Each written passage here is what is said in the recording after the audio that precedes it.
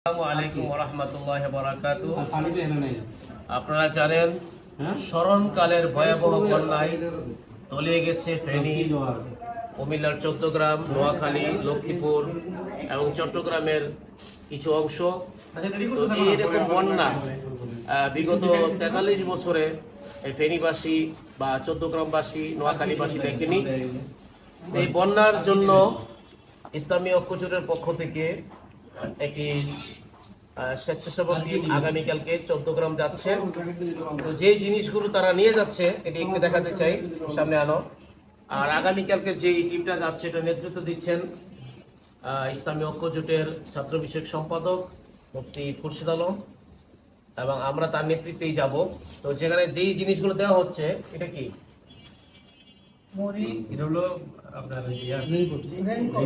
Raincoat দেখাবো, raincoat, তারপরে আছে লাইফ জ্যাকেট, ওই যে লাইফ জ্যাকেট আছে, গ্যাস লাইট কারণ ওখানে বিদ্যুৎ নাই, আছে মোমবাতি, তারপরে আছে পোর্সেলাইন, এই যে নাপা ট্যাবলেট, তারপরে নাপা ট্যাবলেট, তারপরে আছে মুড়ি, মুড়ি আছে, চিরা চিরা দাও, এটি কি বিস্কিট। মানে এই মুহূর্তে শুকনা খাবারটাই সেখানে বেশি প্রয়োজন। ধাপে ধাপে আমরা নিত্যপূর্ণ চিরা রয়েছে, তারপর এটা কি চিনি, এই তো না পানি আছে, হ্যাঁ 2 লিটার করে বিশুদ্ধ পানির বোতল। তো তাৎক্ষণিকভাবে আরো আছে গ্যাস লাইট। এই জিনিসগুলো নিয়ে কালকে আমরা রওনা করবো ইনশাআল্লাহ। তো আমরা আসলে যেটা বলা হয় যে কালেকশন, সামনে আসো, যে কালেকশন করা, চাঁদা তোলা, সেইটা হয় নাই। আমরা আমাদের শুভাকাঙ্ক্ষী 2-1 জন থেকে কিছু অর্থ, আর বাকি অর্থটা আমাদের এই আগামীকালকে স্বেচ্ছাসেবক টিমের যিনি নেতৃত্ব দিচ্ছেন মুফতি খুরশিদ আলম, তিনি ব্যবস্থা করেছেন। তো আমরা চাই আপনারাও এগিয়ে আসেন আপনাদের জায়গা থেকে, আমরাও চেষ্টা করব আমাদের যতটুকু সাধ্য আছে। সবচেয়ে বড় কথা এই মুহূর্তে যার যা আছে অর্থাৎ এই মানবিক কাজে সেটা নিয়ে এগিয়ে আসা প্রয়োজন। কেউ হয়তো সামর্থ্য বেশি আছে সেটা নিয়ে আসবে, কারো কম সামর্থ্য আছে ওইটা নিয়ে এগিয়ে আসবে। তো আমরা কালকে কিভাবে যাব বিতরণ করব সেটা নিয়ে আজকে আমি কথা বলবো আমাদের স্বেচ্ছাসেবক টিমের প্রধান মুফতি খুরশিদ আলমের সাথে। তো কালকে আপনারা কোথায় কয়টার সময় রওনা হবেন এবং বিতরণ পদ্ধতিটা কিভাবে হবে বা কিভাবে বিতরণ করবেন কোন কোন এলাকায়? নাহমাদুহু ওয়া সাল্লি আলা রাসূলিল কারীম। ইনশাআল্লাহ আমরা বাদাল ফজরের পরে আমরা রওনা হব। আমাদের ইসলামী ঐক্যজোটের টিম আমরা প্রথমে কুমিল্লা 14 গ্রাম, যেহেতু আমার প্রিয় জন্মভূমি 14 গ্রাম, আমার 14 গ্রামের উদ্দেশ্যে রওনা হব। আর আপনারা ইতিমধ্যে জানেন যে ফেনীর কাছাকাছি হওয়ার কারণে 14 গ্রাম উপজেলার অবস্থা অনেক ভয়াবহ, এবং কি বিবিসিও এই নিউজটা করছেন, বিবিসিও দেখেছে যে কত মানে কঠিন অবস্থার মধ্যে 14 গ্রামবাসী যাচ্ছে। তো আমরা প্রথমে 14 গ্রাম যাব। আমরা প্রাথমিকভাবে টার্গেট নিয়েছি 1000 ফ্যামিলিকে আমরা সহায়তা করার জন্য।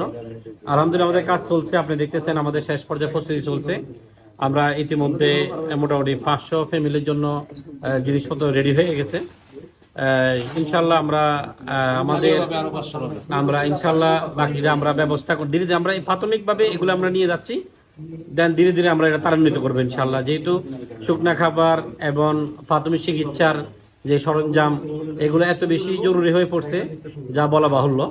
আমাদের আশেপাশে সবাই, পুরা উপজেলা, আশেপাশে উপজেলা সকলেই বিভিন্ন স্কুলে, বিভিন্ন মাদ্রাসায় তারা আশ্রয় নিয়েছে, খুবই মানবতা জীবন যাপন করতেছেন। যেহেতু আমাদের এলাকায় ওইভাবে কখনো বন্যা হয় না, যার কারণে মানুষের অভিজ্ঞতাও নাই যে আগে থেকে কোনো প্রিপারেশন নেওয়া, সঙ্গত কারণে তারা প্রিপারেশন নিতে পারে নাই, এবং যার কারণে ক্ষতি আমাদের অনেক বেশি হয়ে গেছে।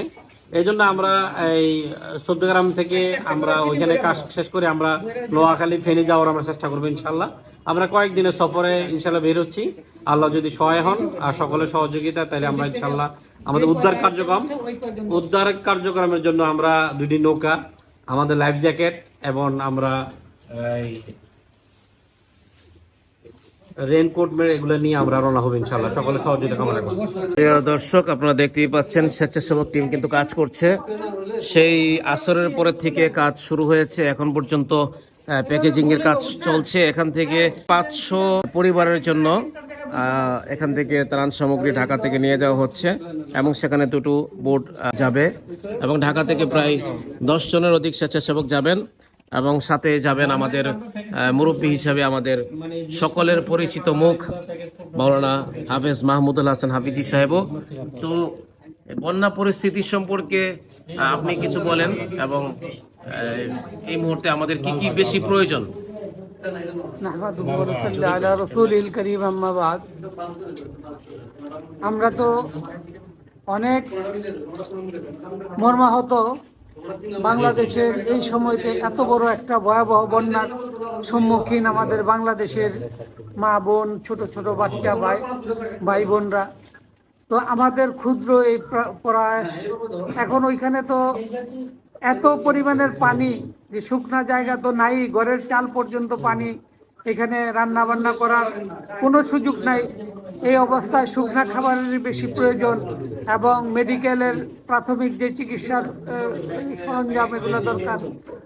তা আমরা নিজেরা তো অংশগ্রহণ করবই এবং সারা বাংলাদেশ এবং দেশ এবং প্রবাসের সমস্ত বাংলাদেশি ভাইদের কাছে আমি উদাত্ত আহ্বান রাখবো এই বানবাসী মানুষের পাশে দাঁড়ানোর জন্য এবং আল্লাহর কাছে দোয়া করব যে যেখানে আছি, যে অবস্থায় আছি, কোরআন শরীফ খতম করব, সূরা ইয়াসিনের খতম করব, খতমে ইউনূসের খতম করব এবং দুরূদ শরীফের খতম পড়ে পড়ে আমরা দেশের জন্য, জনগণের জন্য দোয়া করব।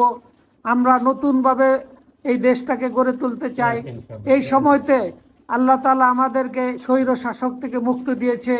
আমরা দীর্ঘদিন যে আওয়ামী সরকারের দুঃশাসনের মধ্যে ছিলাম, এই সময়তে আবার নতুন করে আমাদের পার্শ্ববর্তী রাষ্ট্র ভারত আমাদের উপরে নতুন করে জুলুম চাপায় দিছে। এই জুলুমের থেকে যাতে আল্লাহ তাআলা আমাদেরকে হেফাজত করে, এই জন্য সবার কাছে দোয়া চাই।